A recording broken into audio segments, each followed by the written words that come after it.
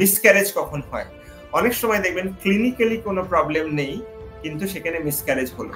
১ ২ হচ্ছে দেখবেন অনেক সময় দেখবেন আপনি যে পার্টনার যার সাথে বিয়ে হয়েছে তার সাথে তো কম্প্যাটিবিলিটি নেই, কিন্তু কোনো কারণে বিয়ে হয়ে গেছে, এখন সেই বিয়েটা চালিয়ে যেতে হবে।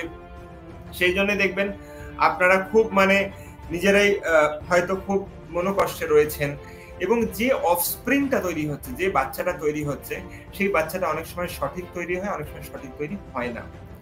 এবার হচ্ছে যে যখন ধরুন একটা বডি তৈরি হলো, আপনারা যারা আগেও শুনেছেন আপনারা খেয়াল করবেন, আমি বলেছি স্পিরিট ওয়ার্ল্ড থেকে ফ্রম দ্য মেন্টর সোলরা ডিসাইড করে যে সোলরা কোন বডিতে আসবে, তাই তো? এবার যখন সেই সোলটা অলমোস্ট রেডি হয়ে গেল যে সেই সোলটাকে এবার নেক্সট বডিতে আসতে হবে, তখন কিন্তু সেই সোলটা সাধারণত একটা ওম্ব মায়ের চুজ করে, এন্ড তারপরে সেই সোলটা ইমপ্রিন্টেড হয় সেই যে নতুন ভ্রূণ সেই বডিটার মধ্যে।